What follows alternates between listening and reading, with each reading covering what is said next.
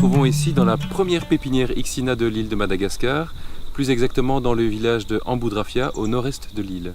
Cette pépinière produit annuellement plus de 50 000 plants d'arbres grâce au soutien financier d'Ixina. Ixina est éco-partenaire de l'ONG Graines de Vie depuis 2012 déjà. Et en 2015, nous avons décidé d'annuler complètement l'empreinte carbone de nos cuisines. Quand nous disons « les cuisines nous tiennent à cœur, la nature aussi », c'est plus qu'un slogan, c'est du concret. Je vous invite à le découvrir.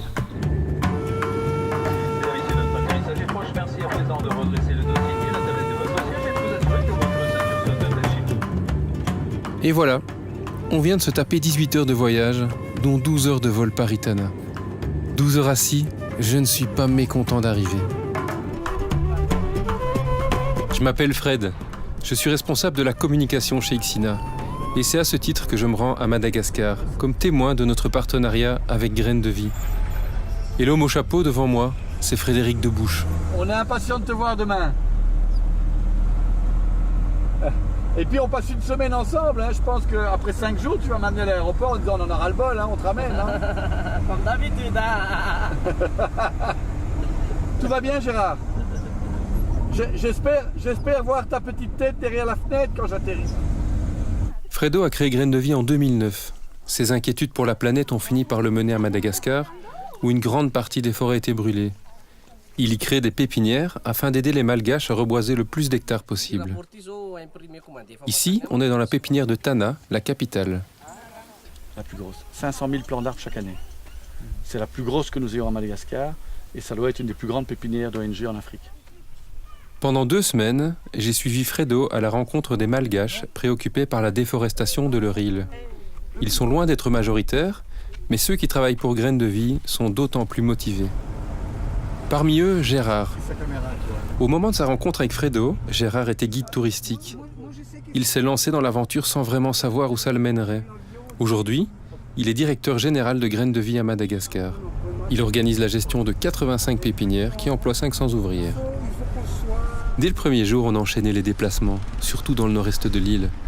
On a traversé des villes, des villages, des campagnes, des forêts. Fredo vient à Madagascar tous les 3 mois. Du coup, pour faire avancer les projets, avec Gérard, c'est non-stop. Il ne s'arrête que quand il tombe. Et encore, parce qu'en fait, Fredo ne s'interrompt jamais. Il assène son discours à tout instant, prêt à convaincre chaque personne qu'il croise. Tout ici, c'était de la forêt avant. Madagascar n'était qu'une forêt. Et il reste maintenant 5 à 10%.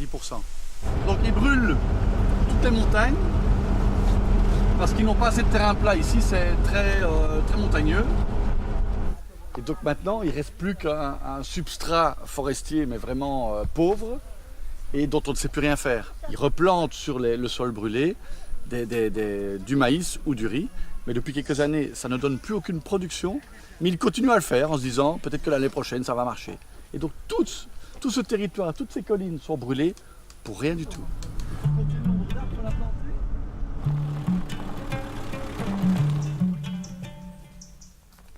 Ici, on est dans une petite forêt. Alors, se dire, pourquoi est-ce qu'on a planté des arbres dans cette petite forêt, dans les clairières, etc. Ça a moins de sens que sur des terrains complètement dévastés. Au contraire, c'est en plantant les arbres ici, même si on a vu que certains étaient mal plantés, qu'on va assurer le fait que cette zone-ci ne sera pas brûlée. Tu comprends? Donc si on arrive à éviter que l'homme ne continue à brûler la forêt, on va diminuer l'impact de la vie des hommes sur Terre et donc les effets du réchauffement climatique.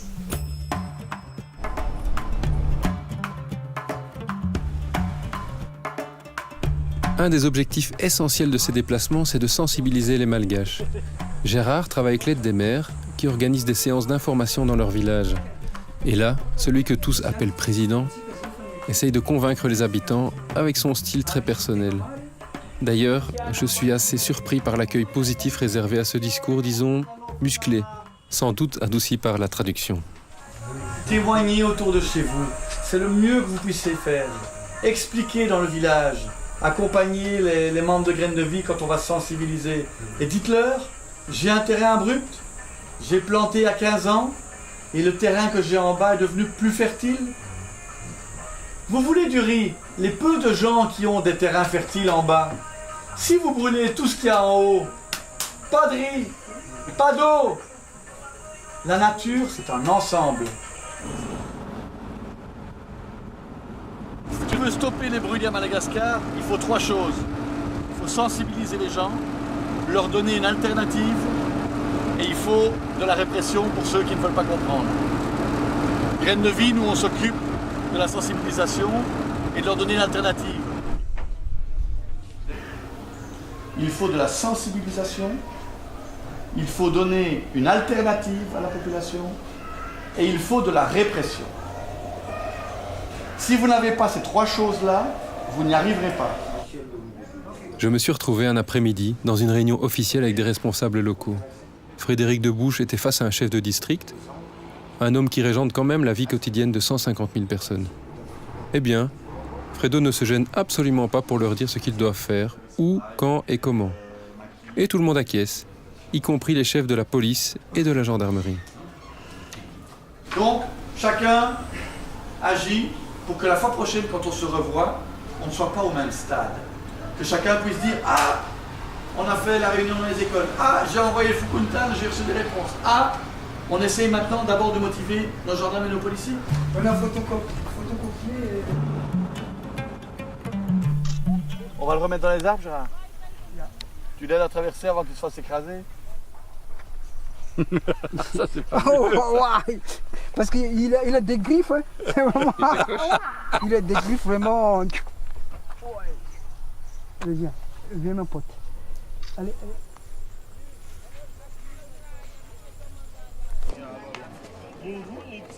On a fait beaucoup de kilomètres lors de notre périple. Le paradoxe de Madagascar est que sa pauvreté oblige très souvent à se déplacer en avion, car les routes sont peu ou pas praticables. Mais d'une manière ou d'une autre, on a pu aller à la rencontre d'énormément de personnes, surtout grâce au contact des collaborateurs de Graines de Vie.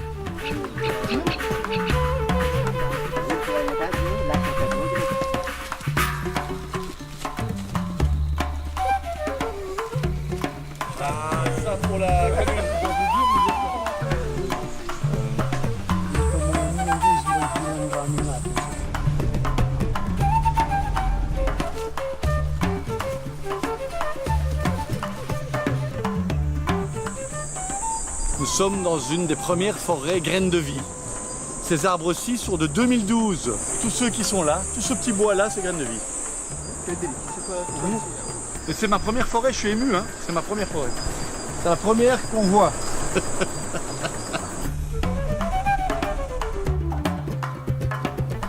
Il n'y avait rien avant. C'était nu.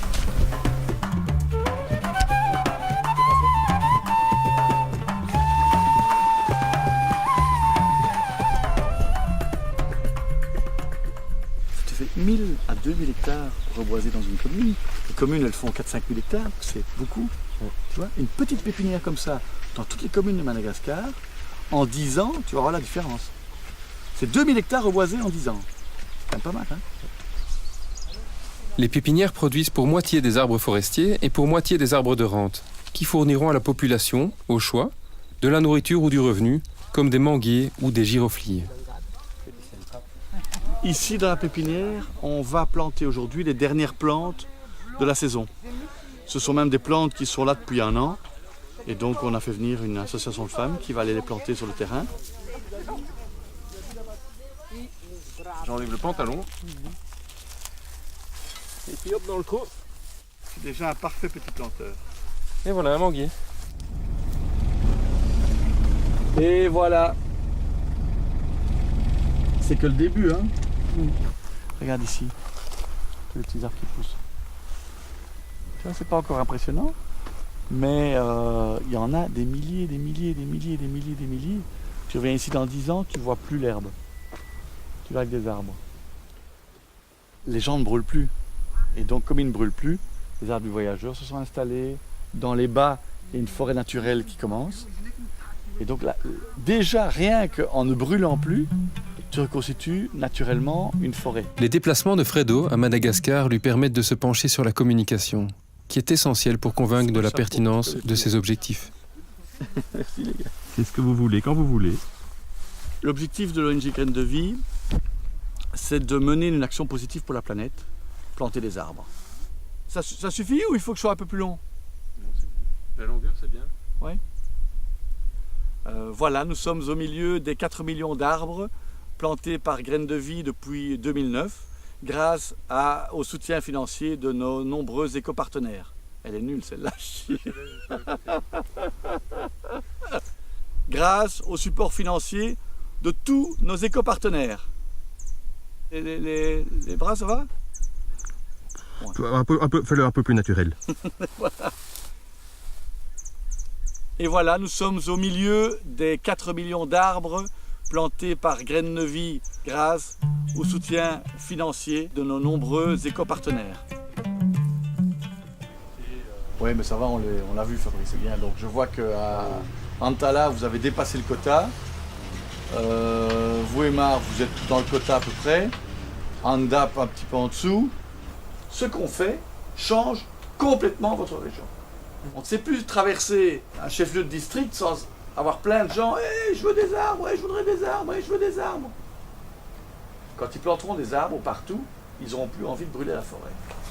Alors moi j'ai rencontré Frédéric en 2010 et il m'a parlé de son projet à Madagascar de reboiser la forêt. Il m'a expliqué la culture sur brûlis, je ne connaissais pas du tout. Et j'ai trouvé son projet splendide, c'était magnifique. On est là depuis samedi, on a déjà vu beaucoup de pépinières, on a vu quelques sites de plantation aussi, on a vu des villages, on a vu des ouvrières dans les pépinières. Le plus important, c'est votre motivation dans les pépinières, d'aller faire la sensibilisation chez les gens, dans les populations, pour qu'ils arrêtent la culture sur brûlis et qu'ils replantent. Et ça, vous le faites d'une manière magnifique, donc je voulais vous féliciter et je suis très content d'avoir pu découvrir ça sur place. Merci à vous. Merci. Ça mérite quand même.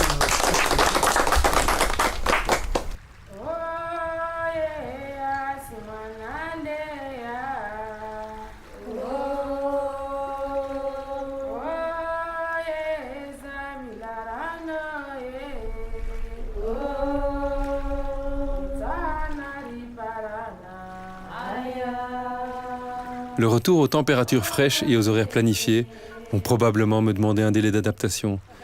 Mais les belles rencontres humaines et la découverte d'un pays magnifique, même très déboisé, valaient bien cela. Car j'ai eu le privilège d'être témoin des projets que Graines de Vie développe. J'ai pu voir tout au long de notre périple que leur impact écologique et social est bien réel. Je sais que les ambitions de Frédéric Debouche et de tous ses collaborateurs n'ont comme limite que le reboisement total de la Grande Île et qu'il nous faudra les soutenir dans cette aventure avec beaucoup de détermination.